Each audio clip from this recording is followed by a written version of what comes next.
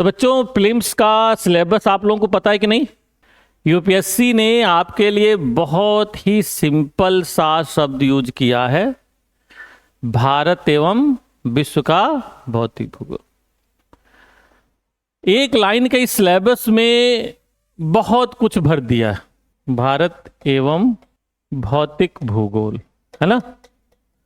मैं आप लोगों से पहले भी चर्चा करता रहा हूं।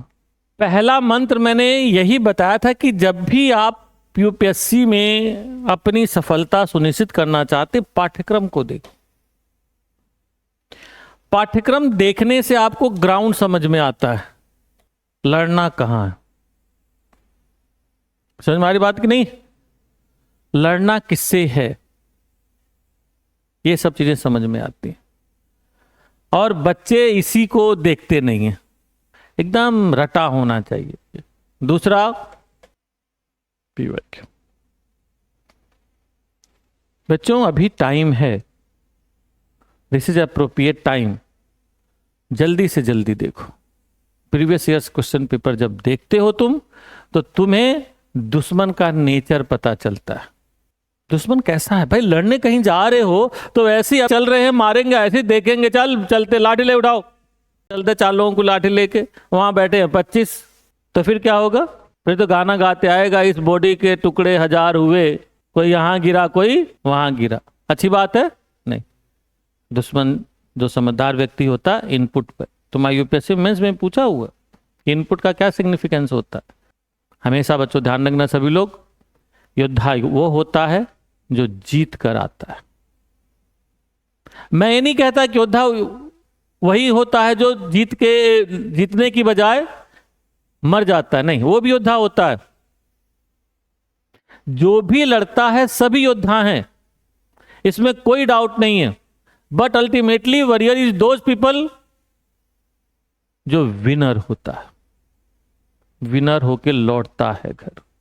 क्यों? वीर भोगे वसुंधरा, अदरवाइज क्या होगा?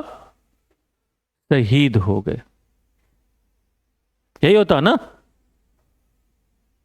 शहीद हो गए। तो क्या कोई शहीद होना चाहेगा जल्दी ना? तो कब संभावना होती है? इनपुट होना चाहिए। भाई 25 लोग बैठे हुए हैं,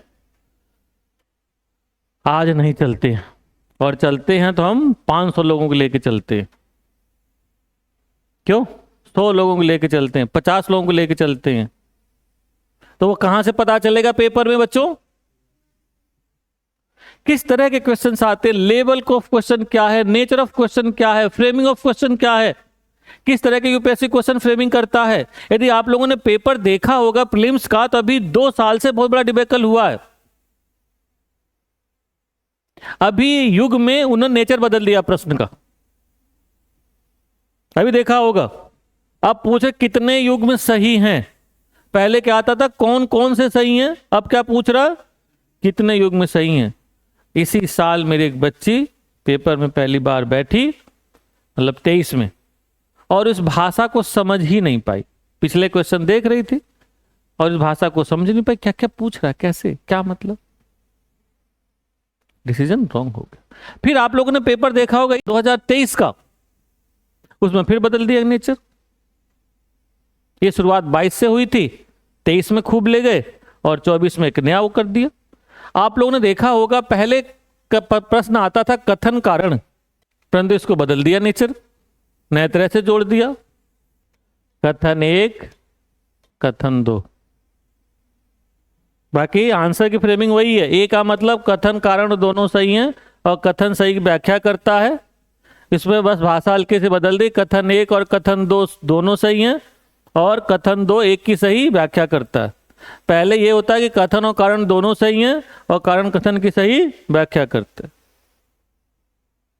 हल्का सा बदल दिया तो प्रश्न बदलते हैं, तो नेचर ऑफ क्वेश्चन पता चलता है, लेवल ऑफ क्वेश्चन पता चलता है, और बहुत सारी चीजें बच्चों पता चलती हैं।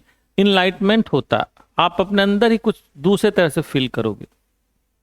तो पेपर देखा करो सभी लोग, ध्यान से देखो, और ये पेपर तक चलते रहना चाहिए। कई बार क्वेश्चन बच्चों दूसरे तरह से पूछे जाते हैं कि आज वो प्रश्न है, कल वो आंसर में चला जाएगा। जैसे सिंपल एग्जाम्पल, बौद्ध धर्म की स्थापना किसने की?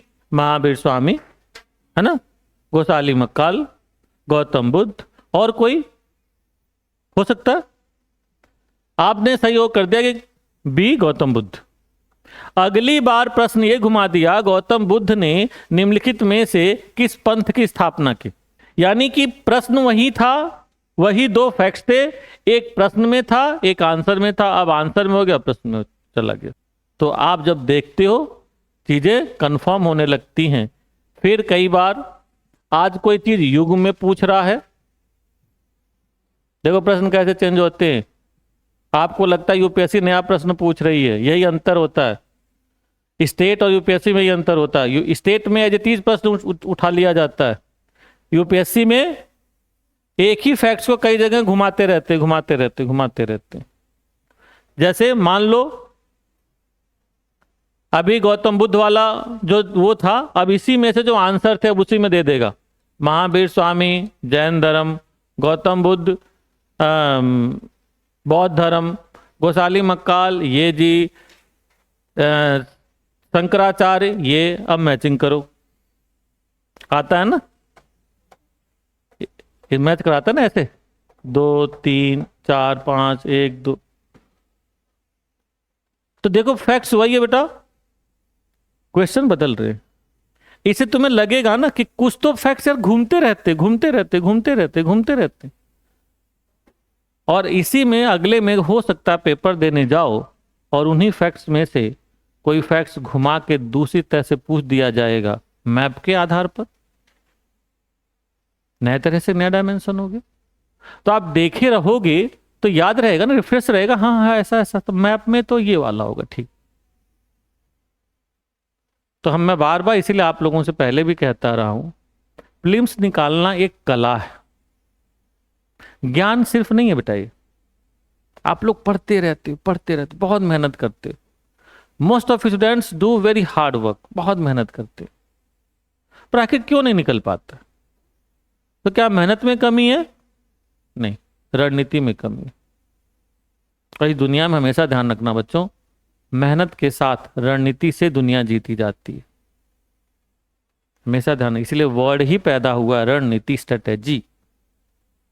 स्ट्रेटेजी का मतलब, रणनीति से मतलब दिमाग से। अब दिमाग से खेलना होगा, तो दिमाग से कैसे खेलोगे? By continuous practice, by continuous observation. तो ये जो मैं बता रहा हूं कि पाठ्यक्रम देखो, प्रीवियस ईयर प्रश्न देखो, ये क्या है? ऑब्जर्वेशन।